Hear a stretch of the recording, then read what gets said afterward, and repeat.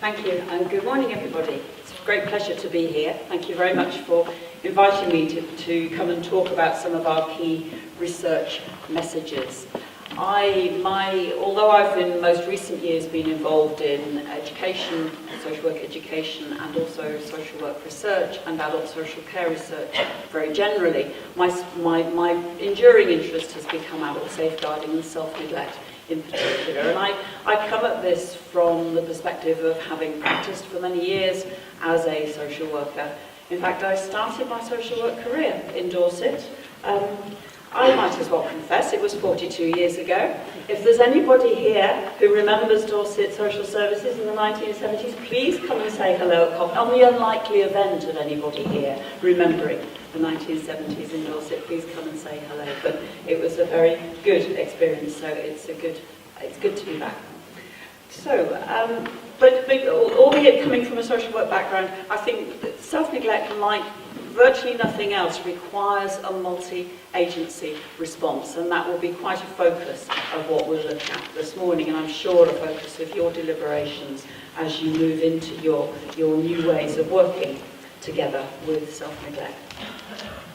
So the focus of the presentation is going to draw on the research messages to look at the challenges of self-neglect work, to look at what goes wrong, drawing on some of the findings from serious case reviews and safeguarding adults reviews, to look a little bit more optimistically at what goes right, to how we can promote positive outcomes, what's the research evidence base on that.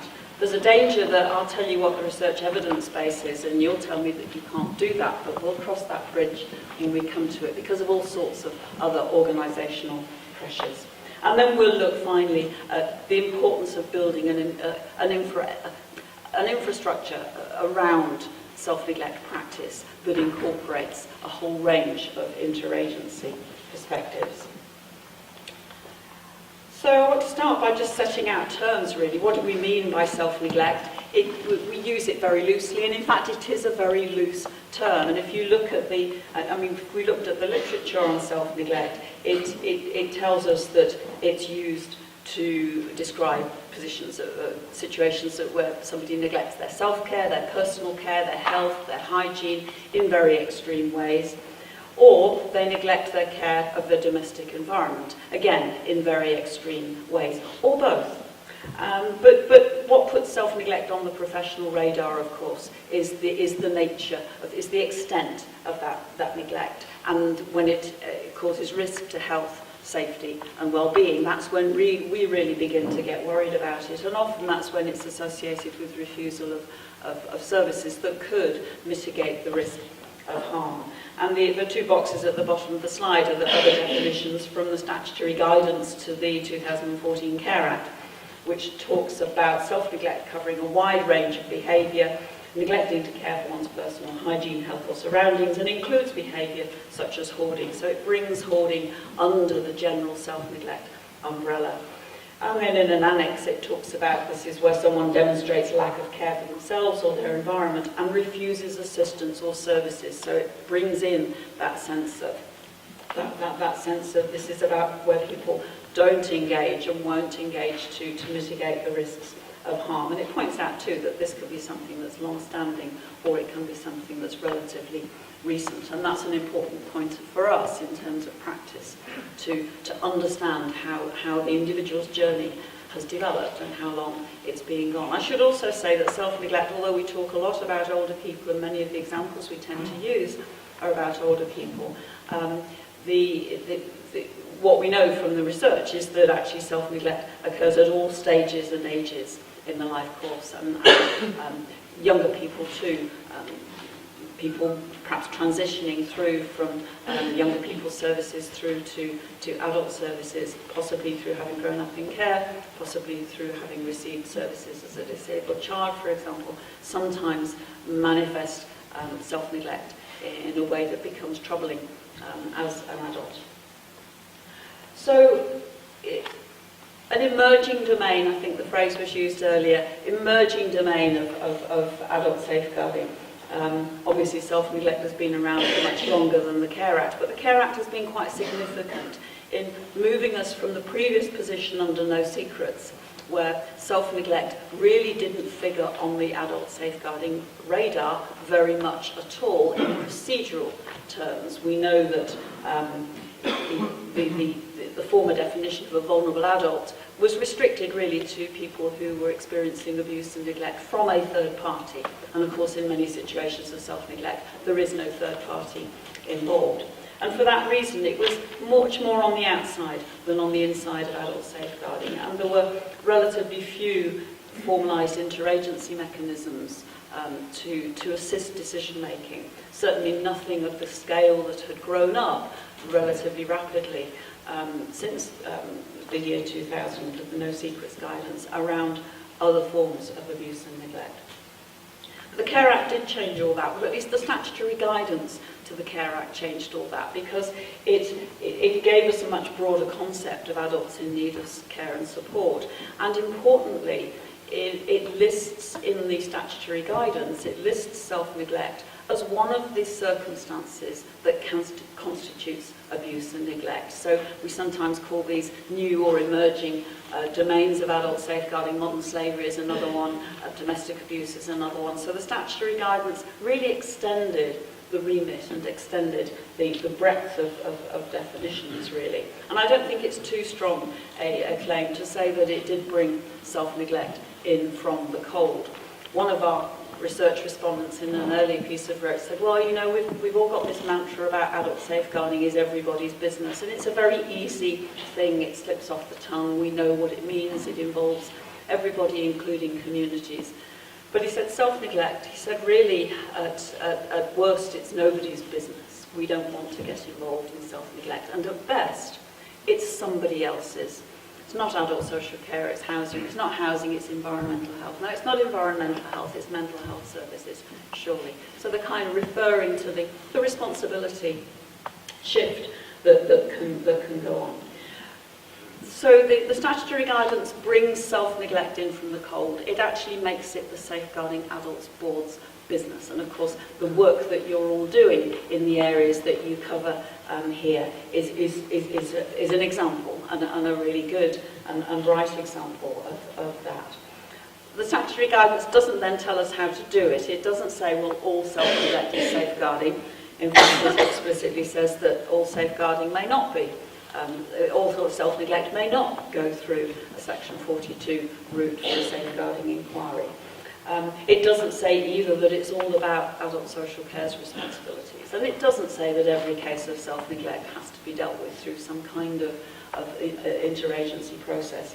It leaves it very much up to individual boards, and indeed boards across the country are very busy developing and writing and discussing new procedures and new structures for decision making, and that's all to the good.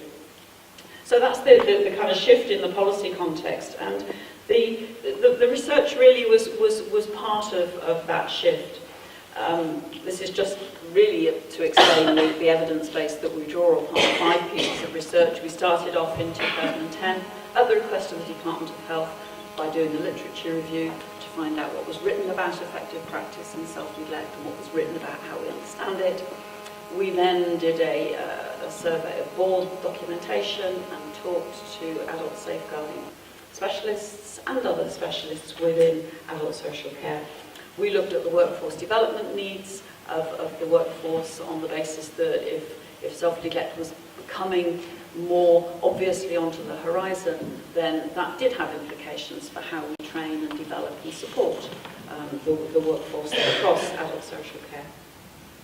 We got very interested in safeguarding adults reviews, or serious case reviews as they were before, and we're doing a continuing study really where safeguarding adults reviews that involve self-neglect are published or where we're given access to them. Then we read those reviews and extract the themes to begin to develop an overview of what's the learning about what's going wrong in self-neglect practice. And you may be surprised to know that we've looked at upwards of 90 safeguarding adults reviews and previously serious case reviews in cases of self-neglect. And there are some common themes that I'll play into some of the later slides on this presentation. If anyone wants further details about the research, then when you get the slides after the event, there will be lots of references on the end that you can follow if you want to. Excuse me just a moment, I'm getting hot here already.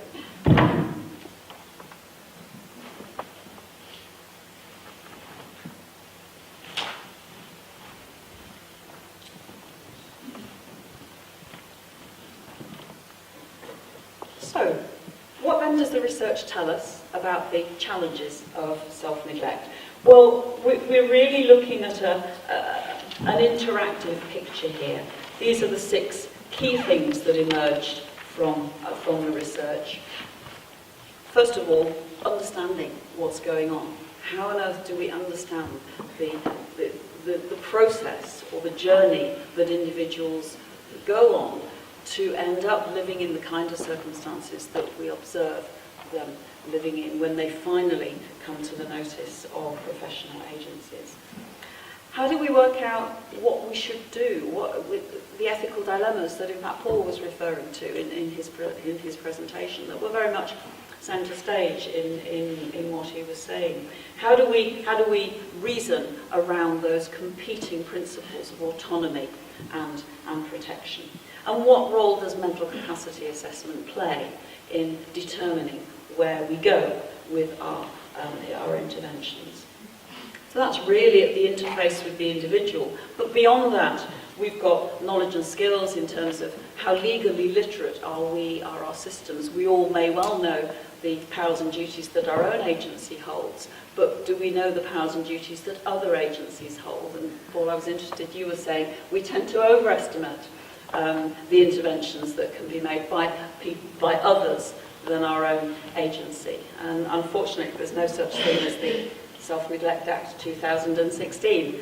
It's a very complex picture, as we'll see in a little while. Then we've got a whole organisational context. We've got procedures, we've got workflow within our agencies, we've got expectations about how we work, how long it takes us to do the work that we have to do. And then there's the massive element of interagency cooperation. So that's going to be, in a sense, the framework for what I'm going to say over the next half hour, 40 minutes or so. So let's start then with understanding what's going on. How can the research help us to understand why people self-neglect? Well, the bad news is that there's no one overarching explanatory model from all the research that we looked at. There is no one set of factors that combined together produce a self-neglectful picture. At best, what we can say from the published research is that it's a very complex interplay. It may be associated with physical ill health. It's often associated with mental ill health, but it's equally too often associated with a whole host of psychosocial factors, traumatic life histories, social isolation, and factors in the individual's environment. So it's actually very difficult to say it's one or other. It's usually a pretty unique, complex interplay of that complexity in each individual case. And of course, it's very difficult to work out whether somebody is unwilling, whether somebody's choosing to live in the way that they're living, or whether they are unable to live differently or to make different choices. So inability and unwillingness, very difficult to disentangle. And for that reason, I think we can look to the research findings that we were engaged in to begin to try and understand some of the stories that people told us. And in fact, I should have said to you just a couple of slides ago, that last piece of research, the one highlighted in red there, we got to the point, having looked at all the serious case reviews and safeguarding adults reviews, that we knew a huge amount about what goes wrong, but not very much about what goes right. So the Department of Health then asked us to go and find out how people were working in the ways that promote positive outcomes. So we did a series of interviews with almost 100 people across 10 different local authorities, interviewing practitioners, 42 practitioners, 20 managers, and importantly, 29 service users. And it's their narratives and their stories that underpin our understanding of how the journey into self-neglect occurs. So if we look to those narratives, given that there's no hard research evidence, we need to look to people's narratives. We see that with people who were neglecting, in our research, the people who were neglecting their self-care showed one or more of three key themes, really. One key theme was that sense of demotivation, very negative. People often had very negative ways of thinking about themselves, exemplified by some of the quotes here. I got it into my head that I'm unimportant, one woman said. So it doesn't matter what I look like or what I smell like. Your esteem, everything about you, you lose your way. So now you're demeaning yourself as the person that you knew, that you know that you were. And I'm drinking. I'm drinking. I'm not washing. I wouldn't say I'm losing the will to live. That's a bit strong. But I don't care. I just don't care. So that kind of sense of kind of slipping out of sight of oneself, I think, was very, very powerful in their stories. Equally, there were a smaller group of people who were talking about different standards, who were saying, well, actually, this is how I've always lived. I wouldn't say I'd let my standards slip. One man said, I didn't have much standards to begin with. What had changed was that his health had deteriorated, so he was very much higher and more clearly distinct on the profession's radar screens, and people were very concerned about him. But his own sense of himself had not changed at all. He was still living as he had always lived, and that indifference to social appearances. And then other people were talking about sheer inability to self-care. Here's a woman talking about her mental health, her mental health problem. Makes me tired, very tired. People who don't have it don't understand. I'm tired. I get tired because daily routines are exhausting me to do the simple things like get washed, put on clean clothes, and wash my hair. And then the last person, who was a carer for many, many years, looking after his partner. I always neglected my own feelings. I didn't address them, didn't look at them, in fact. I thought, no, my feelings don't come into this. In common with many carers, he put his own health and well-being and welfare very, very much lower on the list than that of the person he cared for. And in fact, when that caring relationship ended, he became homeless and was homeless when we interviewed him. And these themes are not categories. They're not kind of tick box categories. They're things to look out for. They're things to act as pointers to what somebody might be feeling and thinking. Those who neglected their lived environment showed a different set of themes, really. The biggest of which was the influence of the past. There's this gentleman here who said the only way I kept toys as a child was by hiding them. He gave an example of how his father used to behave to him as a child.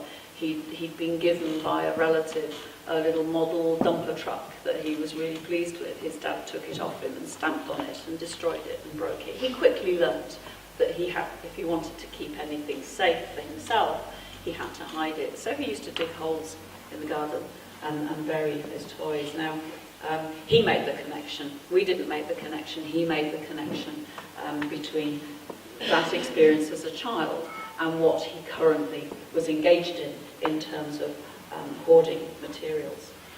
And then equally, this next quote, when I was a little boy, John said, the war had just started. Everything had a value to me. Everything in my eyes then, and indeed now, has potential use. And John had collected a vast hoard of materials, but not lightweight, small things, stuff that could be really useful because he could build stuff with it. Planks of wood, the odd iron girder or two, motorbike parts, car parts, things that he could make stuff with, and he did. He lined his whole flat with salvaged materials from out in the street, such that he lived in a little tunnel through the flat, couldn't get into the bathroom, couldn't get into the kitchen at all anymore. And the bigger problem also was that he lived on the third floor in a high-rise, in a tenement block flat, a very creaky building that was literally creaking at the seams with the weight of his hoarded materials. But he attributed his habit to when he'd been a child in World War II, growing up in the Blitz. And his mum used to say, when the planes had passed, she used to say, go on, John, go and see what you can find. And he said, that's what I did. I went to find useful things that we could use to rebuild the lives that were being shattered and broken. Because then, he said, we lived by the mottos, waste not, want not, make do and mend. And he'd continued that again. His position on that had been constant through his life. And the stuff was, the things that he collected were very, very useful. And utility was a key theme for many of their stories. The guy at the bottom, who had his whole house full of piles of newspaper, he said, well, I don't have time to make a note of everything in the paper that is of interest to me. And I'm very fearful of throwing something away. He was intensely intellectually curious. He loved to read about opinions, about things going on in the world. He always intended to catalogue those so that he didn't risk losing something. But somehow he never got round to that. So the piles of newspaper mounted up. But they were a source of pride, they were a source of value in his life. Often they're things that have belonged to people so that they have a connection to me. I mean, John, for example, because a lot of his childhood hoard had remained in his mother's home when his mother died, he couldn't throw that away because that had belonged to her. He'd collected it on her advice, and indeed she had given him lots of emotional warmth and positive recognition for the scavenging work that he'd done. So he brought it into his own flat. It belonged to her, so it was important, and other people talked about that sense of belonging and contact. The second key challenge was the competing moral imperatives, those challenges to professional values that Paul was talking about, the respect for autonomy and self-determination on one end of the spectrum, and the duty to protect, duty of care, if you like, duty to promote dignity on the other end of the spectrum. And there are really good reasons why we feel drawn in our professional lives to one or the other, and sometimes to both at the same time. Self-neglect, again, puts us right in that kind of dilemma category. We've got the Mental Capacity Act. Unwise decisions don't equate to a lack of capacity. But we've got a much older set of reasons why. There are limits to the power of the state in terms of intervening in our lives. Anybody? 800 years ago, what happened? 801 years ago, actually. It celebrated its 800th anniversary last year. Magna Carta, yeah, indeed. The limits placed on the powers of the monarch then, at the time, by the barons who called him to account for plundering their goods and throwing them into jail, and then not doing good things with the money that he had stolen from them. So the Magna Carta still exists with us. The principles written into that Magna Carta at that time are still with us in our principles of administrative law. And they're also reinforced, of course, more recently by the European Convention on Human Rights. Article 8, right to private and family life. Article 5, the right to liberty and security of the person. So if we're going to interfere with those rights, we have to do so in very careful ways and lawful ways for legitimate reasons. And then we've got the whole personalisation agenda, making safeguarding personal. And then against that, we've got the state's duty to protect citizens from foreseeable harm. Sometimes called as a shorthand, the duty of care. Particularly high standards of us in professional life in terms of being able to anticipate harm and take action to protect citizens from it. And we know from coroners, I was heartened to hear your coroner's tale, Paul, in relation to the compliments that a coroner had paid the professional network. It's equally the case that sometimes coroners will say things like, surely somebody here could or should have done something, because self-neglect, in a sense, offends our sense of dignity.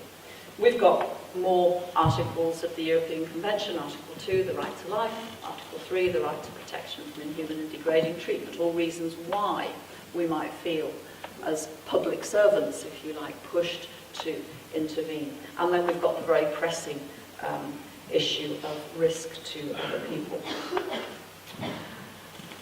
third key challenge was mental capacity. Mental capacity clearly affects perception of risk and intervention focus. And if you look at those intersecting axes with the self-care, neglect on the horizontal and capacity, lack of capacity on the vertical axis, in 3 of those quadrants, although it's not easy to do what we need to do, it's relatively clear what our starting position is. So if somebody has capacity and is self-caring, then respect for their own autonomy of decision-making is not a problem. And equally, if somebody lacks capacity in relevant areas but is self-neglectful, then our legal duty to act in their best interests is again relatively clear. But it's that top right quadrant really where somebody has capacity and is self-neglectful. And I'm going to come back to that later on in this presentation, because I think there are ways forward, and perhaps we'll touch on this debate about executive capacity. The fourth challenge was around the organisational context. We know, and I know a lot from practitioners across the spectrum in adult social care, we're all under pressure. This slide talks about the kind of workflow, allocation and expectations about how quickly as practitioners we deal with a piece of work that are built into our expectations, our organisation's expectations about how we work, how many cases we can carry, how many new assessments we can do in a week, for example. Social workers have often said, well, it's care management really that requires us to work in this very time-limited, broken up way and not to maintain contact with people. Once we've organised their care and support, we don't stay involved until we go back, possibly a year later, to review. So that idea of time-limited progression doesn't give us time to hear the story. It doesn't give us time to build a relationship that will encourage the individual to tell us about their journey. So time and the other organisational pressures are huge. And in fact, one of our research respondents said, well, actually, when you've got, on the one hand, somebody who's very reluctant to engage, and on the other hand, you've got a whole host of organisational pressures like resources and time and managerial expectations about moving things on. She said that really is a perfect storm. That combination is a perfect storm, because people who are terrified on the one hand of losing their independence don't want you to do anything at all. We've got on the other hand a state process that, as the practitioner described it, is desperate to apply eligibility criteria and find reasons not to support people because of resources. It's just lethal. And that plays into the temptation to say, oh, you don't want anything, thank goodness, I can walk away and on to the next 25 cases that are waiting for me. And I was very heartened, Paul, to hear you say we don't, walking away is even when somebody has mental capacity, is not the answer. And then the interagency cooperation, just to touch on the findings from the Safeguarding Adults reviews and the serious case reviews before them. These are some of the key themes that come out of those 90 odd cases. It's often the case that we are providing a service in a case of self-neglect, or a range of services, but each agency is working on parallel lines. I mean, just a brief illustration of that, a case I've recently been involved in as a review writer, in fact, as a Safeguarding Adults reviewer, where an individual who died in a fire in his flat, he had serious health problems, mobility difficulties. He was a drinker and a smoker, and he had a care and support assessment. He had a care package that brought him care workers 3 times a day to look after his personal care. He lived in sheltered housing, so he had a housing scheme manager who would look in on him at least once a day and often more frequently than that. He had a very caring family who would visit once a week to do other practical things for him. He had a very committed and thoughtful GP who was very responsive to his needs for home visits and who organised very proactively health checks and monitoring, who tried to talk with him about alcohol and smoking. It didn't get very far, but took that on board as a kind of health promotion role. He had lots of visits from the emergency services when he fell over. The ambulance crew would come and pick him up and take him to hospital if he agreed, or alert the GP if he didn't agree, which he didn't always. He had the fire service involved. If he set fire to something, the fire service would come and assist. They also had done home fire safety visits and advised the housing association about home fire safety in the building. He had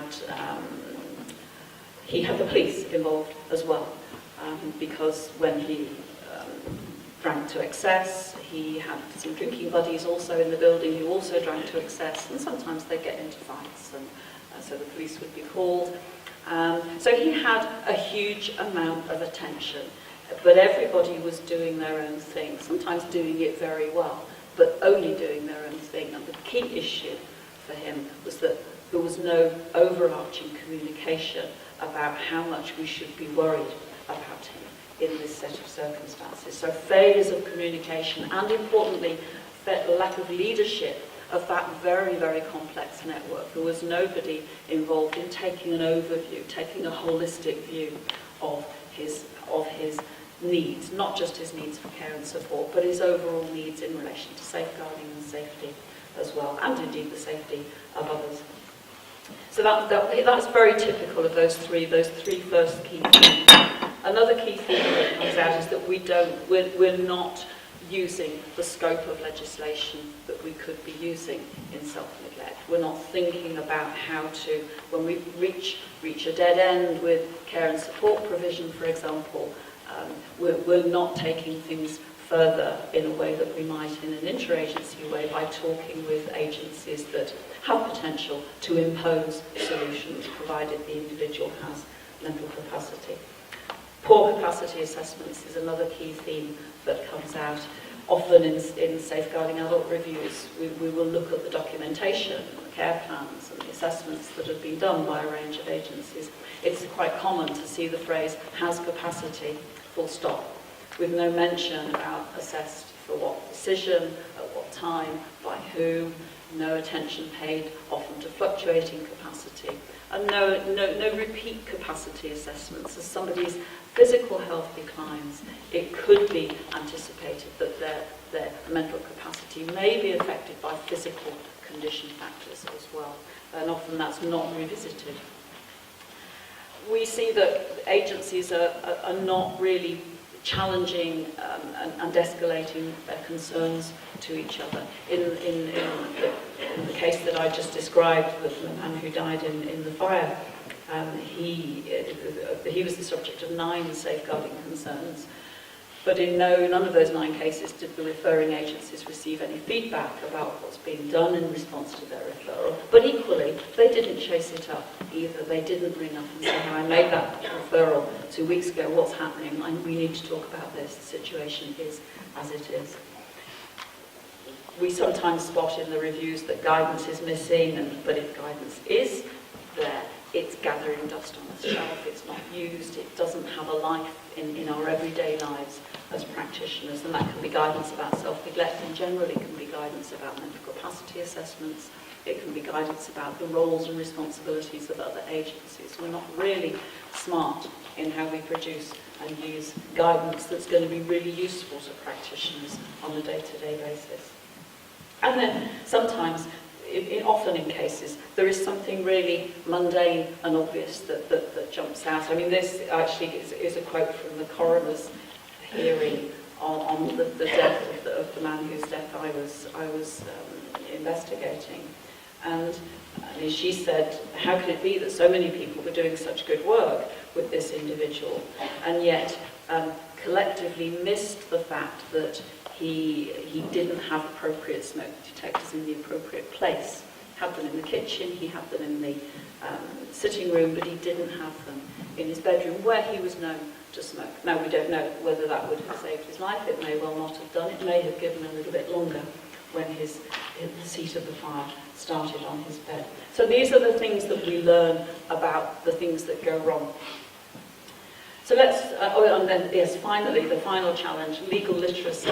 This is it's It's helpful that Paul's already given us something of a tour of some of these provisions. But because there is no Self-Neglect Act of 2016, we have to hold a whole host of legal powers and duties in our minds, whatever agency we're working with. The starting point is often the Care Act 2014, because we have Section 42, Safeguarding Inquiries, we have Section 9, Care and Support Needs Assessment, of course, under that legislation, both responsibilities of the local authority.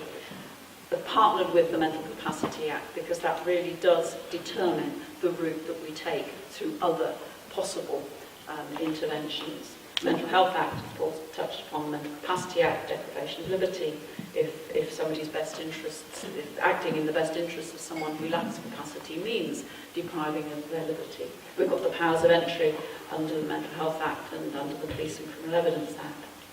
But then beyond health and social care, we've got animal welfare legislation, environmental health legislation, housing legislation, and antisocial behaviour legislation that give powers and duties to a range of different authorities, including landlords in some cases, to begin to impose and to shape an individual's behaviour when they have capacity and don't engage and won't engage, and usually in circumstances where their risk is posed to other people rather than to themselves. Under those four areas beyond adult social care, often the determinant of whether a power or duty can be used is that there is a risk or an inconvenience or an annoyance or a nuisance to other people, or a hazard, an environmental hazard.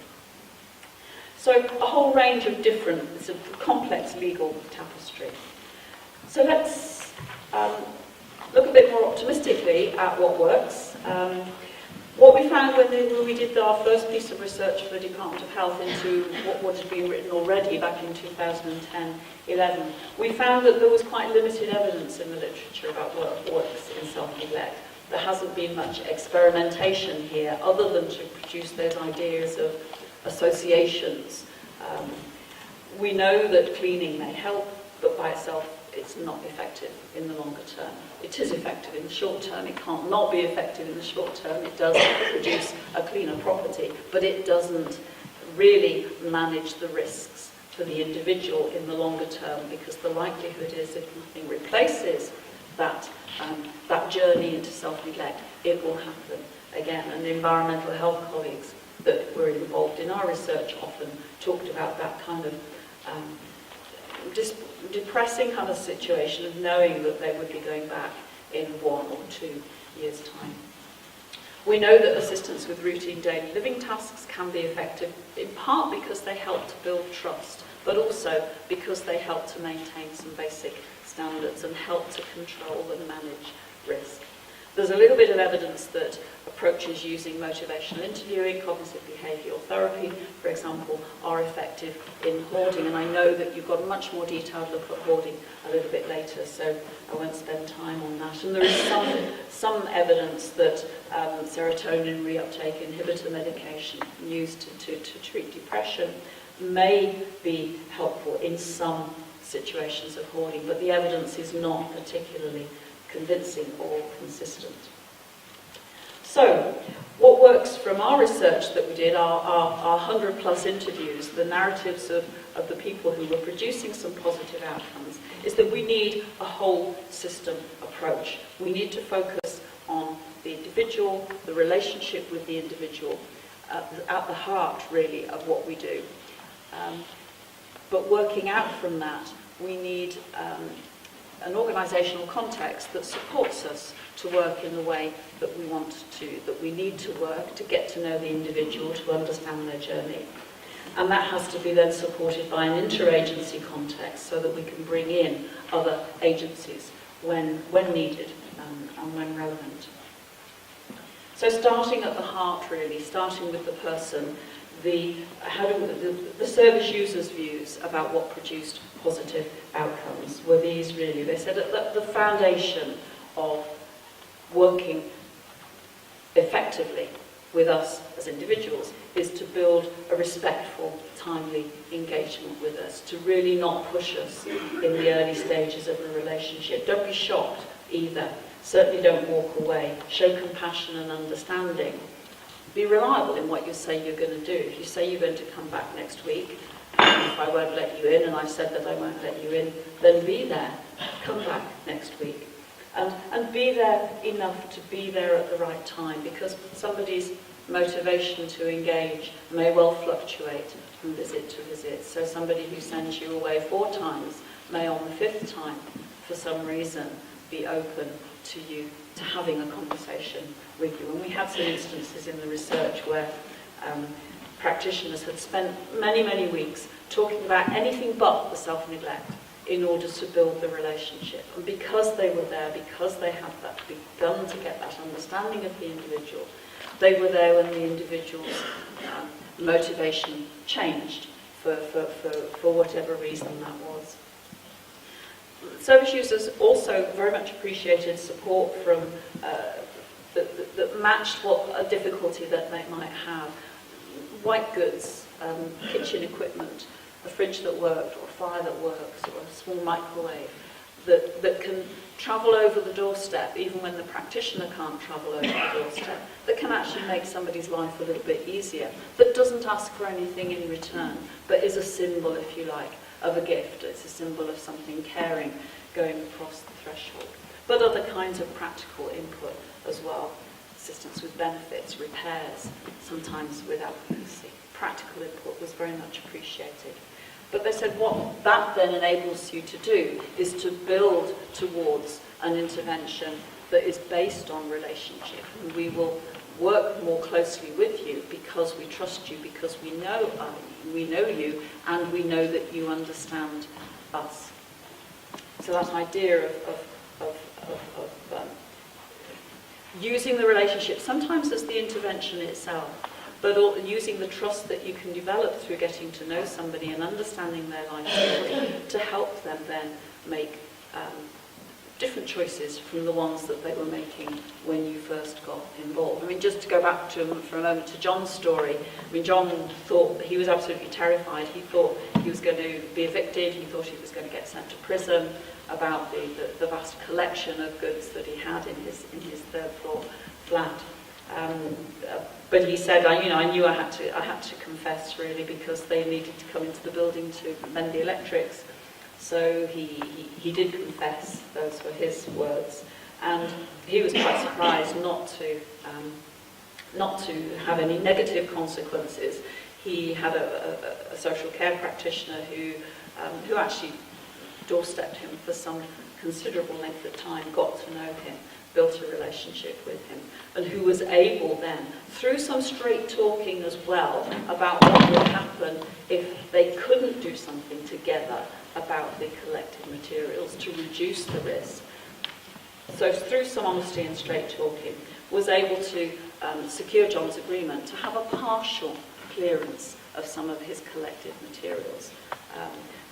But the way they did that was to make sure that John made the decisions about what would stay and what would go. It took a long time. It didn't take just a few hours. It took days for John making the decision, I'll keep this, no, that can go. He maintained a sense of control that gave him a degree of ownership, sense of ownership of what was going on. And this is John at the bottom there. They all said, we're not here to condemn you, we're here to help you. And I couldn't believe it. Those of you near the front might be able to read the rest. I won't say it, but that is actually what he said. People who self-neglected said, you've got to be, don't be bossy, don't be pushy. People will get very panicky if you're pushy. Stop interfering in my life. With me, if you're too bossy, I'll put my feet down and go like a stubborn mule. I will just sit and fester. And then in the centre of the slide there, you've got some quotes that give us a sense of that valuing down-to-earth intervention, valuing honesty. He doesn't beat around the bush. If there's something wrong, he'll tell you. If he thinks you need to get this sorted, he'll tell you. Somebody else saying they really valued hands-on support. Right, come on, let's get started. Let's do some of this work together, rather than leaving you to do it on your own. And then the idea of the relationship itself as the intervention. Remember the person who earlier on said, I got it into my head that I thought I was it didn't matter what I smelt like or what I looked like because I was unimportant. She said of her practitioner, she, my practitioner, got it into my head that I am important, that I am on this earth for a reason. So that was to do with the emotional interchange between the two. And I think the only thing that will help, somebody else said, is concern, another human being connecting with you. It's got a little bit more strength than you, that pulls you through those forms of depression. That's what keeps you alive. And John, down the quote at the bottom there, says, he's been human, his practitioner he was referring to. That's the word I can use. He's been human. So there's huge, important messages there about the interaction with the practitioner. And the practitioners said very similar things. They said, yes, it is about our knowledge base. Yes, it's useful to know about motivational interviewing. It's important to know about mental capacity and the legal rules, but it's also about the qualities we bring to the relationship. It's about being able to be patient and be persistent and to use what one person called respectful curiosity.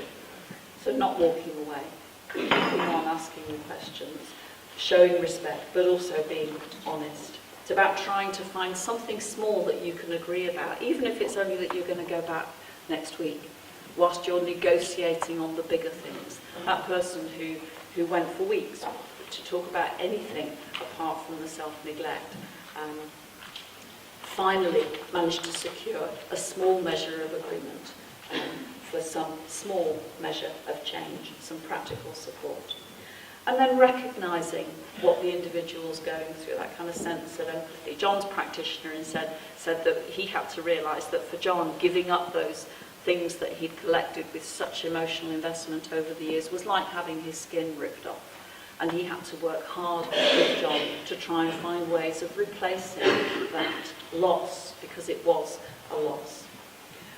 They talked about working to contain, not eradicate risk. So not trying to change behaviour totally, but trying to minimise risk, even if it's tiny things like persuading the person not to strike the matches for the gas cooker over the pile of newspapers, but to keep the matches somewhere else, to minimise the fire, reduce the fire risk. And then knowing how to have the balance between those relatively hands-off, time-rich, relationship-building approaches, and when a threshold is reached of risk that you have to intervene, and when you might then start to trigger other intervention, other more imposed intervention, and being able to judge which when. And Paul was right when he said there's no legal rule that tells you, in this case, this is what you should do. It's all down to professional judgment. It's about how we weigh things in the balance, but importantly, it's about how we engage with people as well. The other thing practitioners talked about was the complexity of capacity, and how mental capacity involves not only the ability to understand and reason through the elements of the decision, but also the ability to realise when that decision needs to be implemented in the moment. So the literature, Paul's right, does talk about decisional and executive capacity. What we see in relation to self-neglect is that there is emerging evidence that sometimes self-neglect is associated with frontal lobe impairment, so impaired executive functioning of the brain.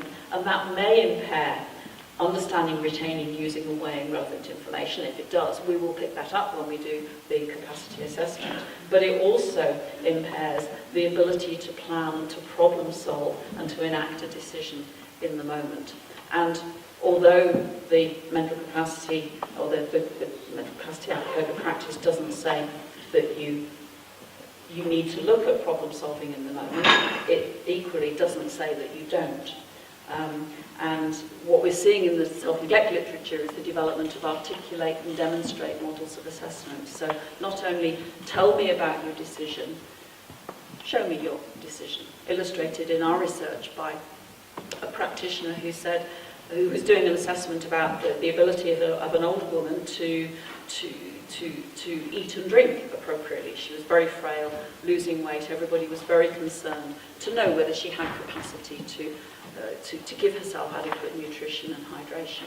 So the practitioner was asking questions about what do you do when you're thirsty. So the woman said, well, I make a cup of tea, and this is how I do it. And then I drink lots of tea during the day. So the practitioner said, well, I'll tell you what, let's make a cup of tea. So they tried to make a cup of tea together, from which emerged that the woman actually couldn't link things together in an adequate sequence of actions to produce a drinkable cup of tea. And in fact, the Court of Protection in the GW case in 2014, this was a woman with Huntington's disease who was living in a residential home where she had to be accompanied when she went out and about because there were acute concerns about her ability to manage her safety, her own safety, in the context of traffic on roads. And that concern arose because of what the care staff had observed, her actions going out into the road, stopping in the middle of the road to look at her out, being quite unpredictable. So there were times when they'd actually had to protect her and save her from being run over when they were out and about with her. So, the question was, did she have mental capacity to be out and about, to go unaccompanied from the residential care home? And in fact, the judge took account of evidence, so supervision and support strategies, allowing time for that slow burn approach. Not in each and every case, of course, that's never ever going to happen, but in a smaller number of high profile, highly complex, high risk cases, being able to say, this person needs to have a different approach from our standard routine approach. And we need to have places and spaces where we can discuss, forums for decision making, both within teams, within agencies, and importantly, between agencies.